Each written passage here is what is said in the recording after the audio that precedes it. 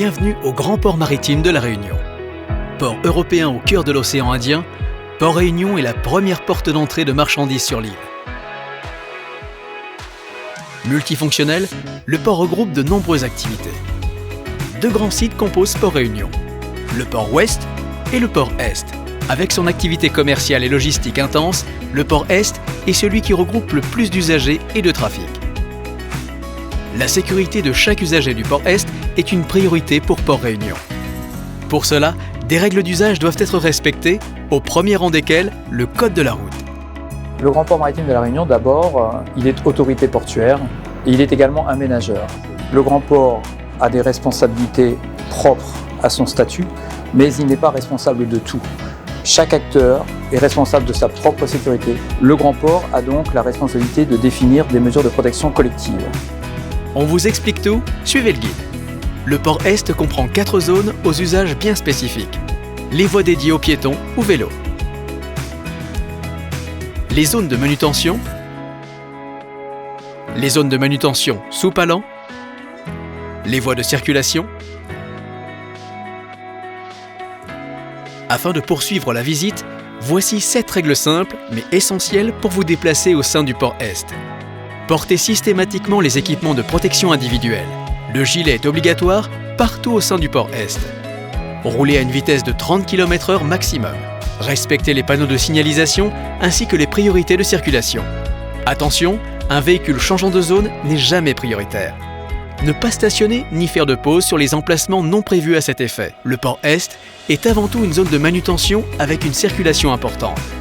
Allumer le gyrophare partout est conseillé et obligatoire dans les zones de manutention.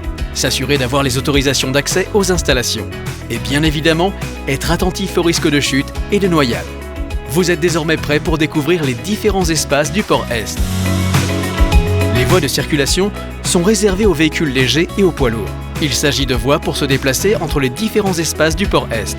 Elles sont situées en dehors des zones de manutention et sont à partager aussi avec les convois exceptionnels, les services d'urgence ou les vélos, dans le respect du code de la route. En pratique, qui est prioritaire? Les véhicules légers et les poids lourds, les engins de manutention, puis les piétons et les vélos. Par définition, une zone de circulation est une zone où on circule. Ça veut dire qu'on n'a pas à y déposer n'importe quoi, et notamment des conteneurs.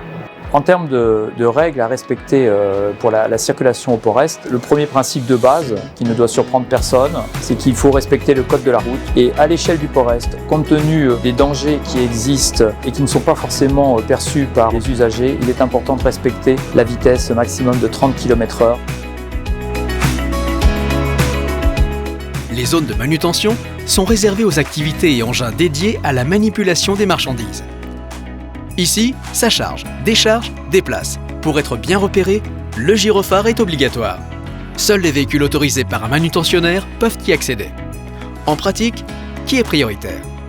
Les cavaliers et autres engins de manutention, les véhicules légers et les poids lourds, puis les piétons.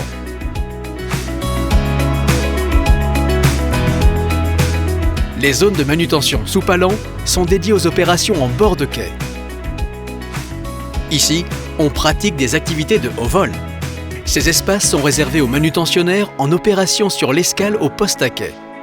Une autorisation d'accès est nécessaire pour les véhicules.